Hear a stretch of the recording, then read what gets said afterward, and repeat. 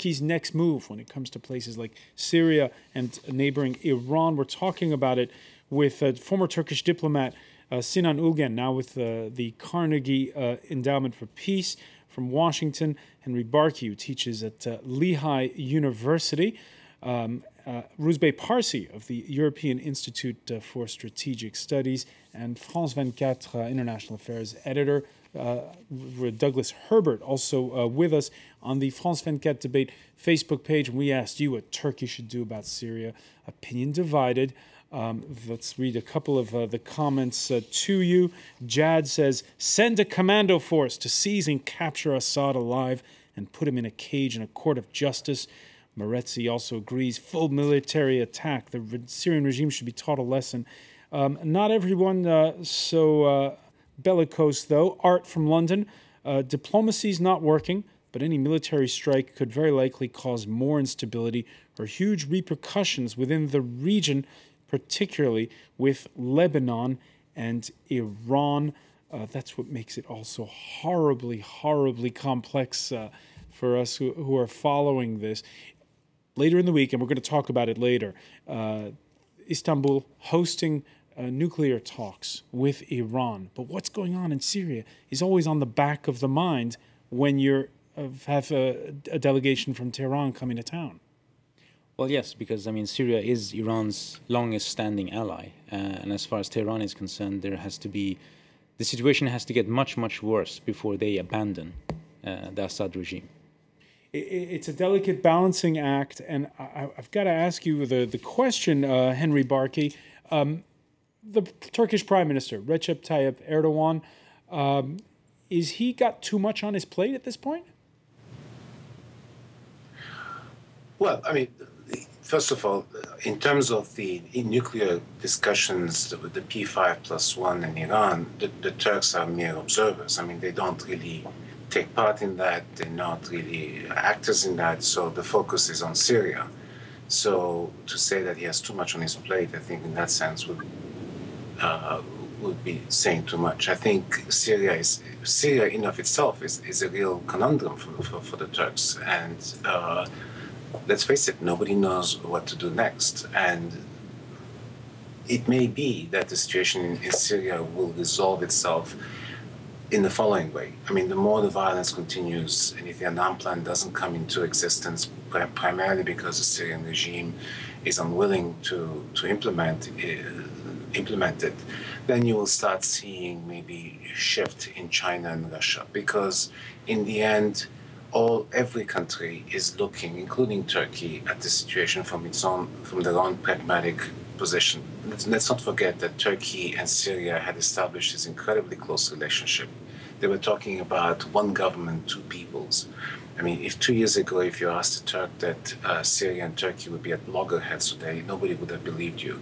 Yet that changed, and it changed primarily because the Turks decided very early on, having seen what happened in Libya, that Assad was gone, that Assad would not be able to survive, and even if he survived, that Syria would become essentially a ghost of its own past. Therefore, the pragmatic and the smart conclusion that the Turks came to was the sooner Assad leaves, the better it is for the region, the better it is for Turkey and Syria, the better it is for the Syrians, obviously. So it is not out of great love, it's not out of great hubris. I mean, it's just very pragmatic. And the Chinese and the Russians are also probably eventually will come to the same conclusion. And the Iranians will probably be the last holdouts because Iran and Syria are really tied, are very, very closely tied. And there is no other option for Syrians other than Assad. Everybody else can maybe come up with an alternative option and a soft landing for Syria. Not for the Assad regime, not for Assad and his henchmen, but nonetheless, this is where we're going to. I mean, I think it's horrible to watch. But I think the process itself will take care of itself. All right. He decided early on that Assad was gone. Did Douglas Herbert decide too early, since Assad is still very much the man in Damascus right now? No, Absolutely, in the sense that Turkey is not going to change its stance at this point, decide too early, no, but it's made that calculation that sooner or later Assad is going to be out of that equation. But just going back to that, the question you were asking about whether or not, Turkey has too much on its plate, Erdogan has too much on his plate, there is that argument to be made that foreign policy-wise, Turkey's eyes are bigger than its appetite a little bit because, the foreign minister has been given a lot of accolades, Ahmet Davutoglu. He's a very cerebral man. He's almost a philosopher, and he came up, with this whole theory about what he called zero problems with the neighbors. And the whole idea is that Turkey should not just, base itself on that old-style relationship with the West, friendly with the U.S. and that whole axis. It should sort of be able to reorient. It doesn't mean abandon its old friends, abandon the U.S., abandon Europe, but also be able to reach out to its natural neighbors in the region. We're talking, obviously, countries like Iran, countries like Syria, also Israel. Its relationship has soured a lot with Israel. It has had, you could say, some of it's just been geopolitical bad luck lately. So a lot of these neighbors that it hoped to reach out to, hoped to get really good, normal relations back on track with, it all just sort of ran amok and went awry, and right now they're living through a very bad moment. But a lot of it is just that they might be unlucky a little bit in the neighbors that they happen to have and where they stand ideologically, the leaders they have in power right now. And you could argue that, what we were talking about earlier with this whole idea of a humanitarian corridor, a buffer zone. One of the reasons one of our guests was saying that Turkey wants that only as a last resort, a very last option, and wants to focus on diplomatic solutions in the international community. It doesn't want to alienate Iran any more than it perhaps already has. Right, so Sinan Ulgen, during the first year of the Arab Spring, Turkey's street cred in the wider region very high. Prime Minister Erdogan got a rock star welcome when he went to Egypt and to Libya. Is it now truth or consequences over this Syria issue? Maybe he'll have fewer friends in a few weeks' time. Not necessarily. I think the popularity of Turkey as a model is really because of Turkey's own democracy, but also its economic vibrancy.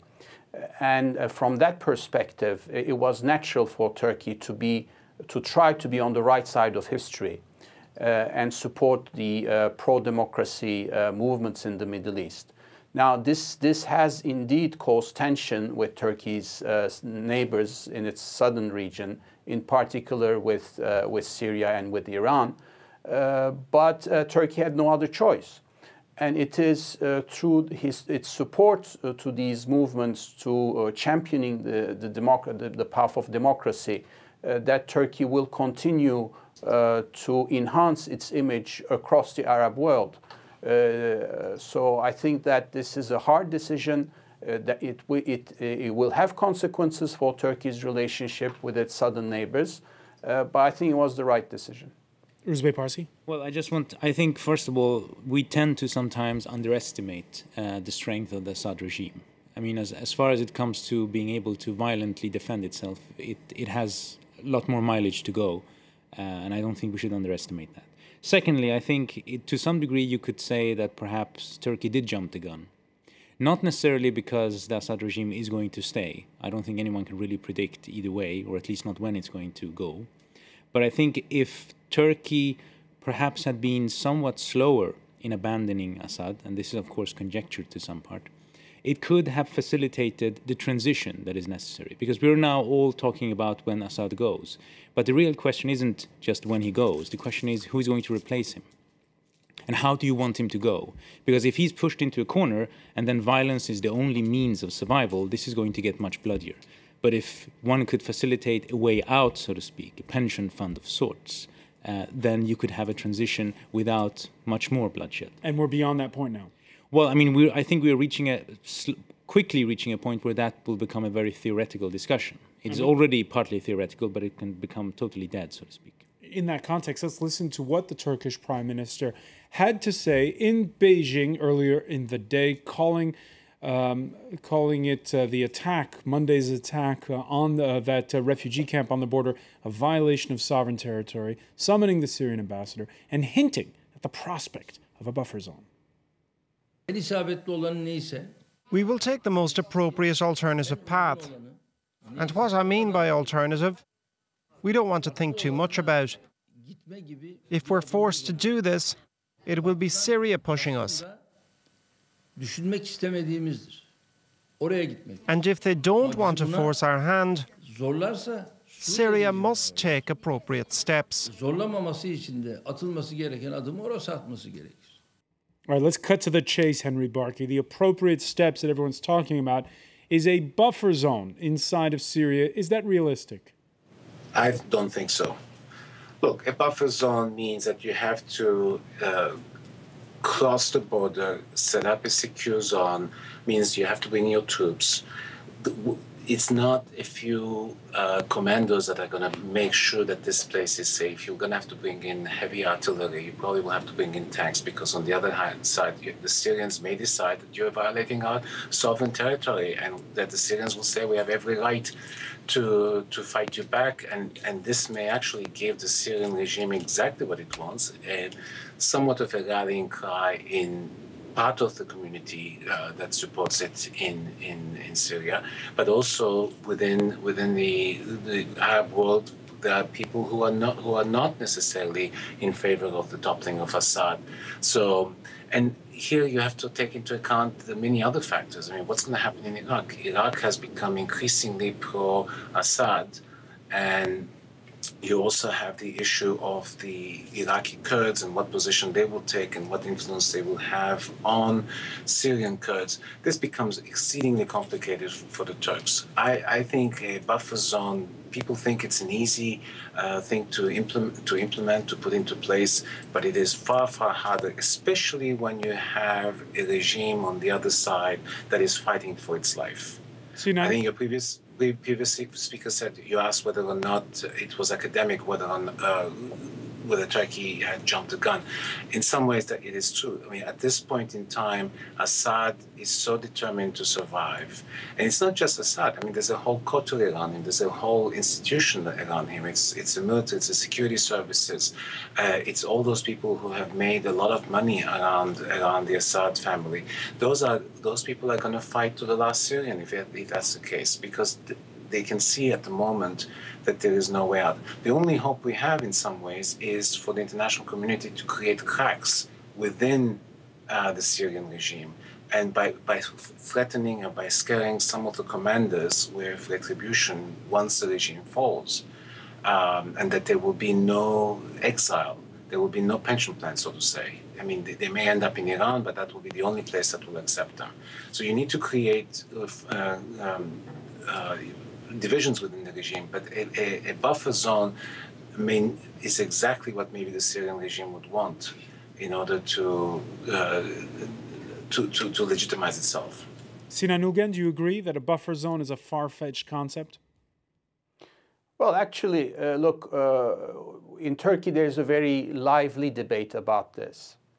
And this is certainly one area where government policy will not be driven by public opinion polls. Because as things stand, there's actually not a whole lot of support for the creation of buffer zones within Syria, which would entail, as Henry just set out, sending Turkish troops across the border,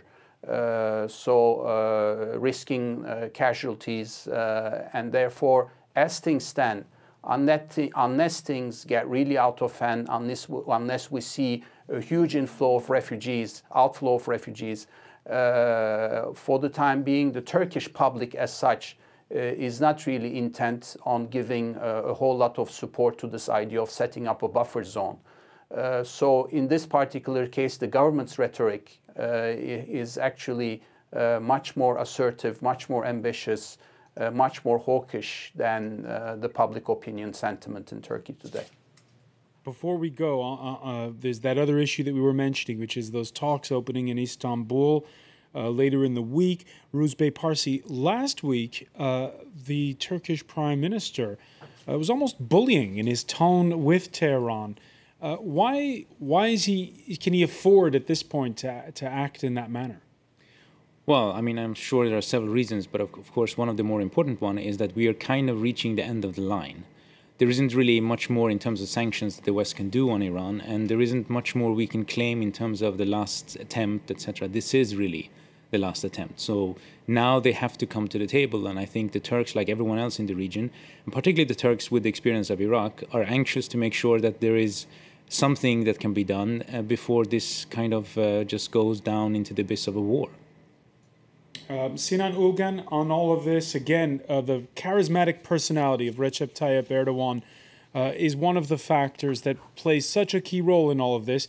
We know that his entourage has denied that his stays in hospital have been due to cancer. What is the situation if there is no Erdogan, though? Well, that's certainly a question that we've been asking ourselves in Turkey, because the Turkish political scene has now been dominated by Erdogan for almost a decade. And he's the type of leader that micromanages everything, that has a very clear proclivity for aggregating power, almost to the extent of being seen more of an authoritarian leader. So the question of what happens to Turkey post-Erdogan is certainly a very valid question. But for the time being, after the operation, he has taken on his duties as in the past. He's as active as ever. But at some point, obviously, there will be a transition, if not for health reasons, then for the presidential elections in Turkey in 2014, where he will likely be a candidate for president. And therefore, we will certainly start to talk about the post-Erdogan era in Turkey. In the meantime, of course, chalking up the air miles after China, it'll be Saudi Arabia on Friday, and of course that conference sandwiched in between somewhere in Istanbul. I want to thank you, Sinan Ulgan, for joining us from Brussels. I want to thank Henry Barkey for being with us from Washington, Rouzbeh Parsi and France 24's Douglas Herbert for joining us. Thank you for being with us here in the France 24 debate. Stay with us. Coming up next, it's business. Tom Burgess Watson will have the latest on a very down day indeed for Europe's markets.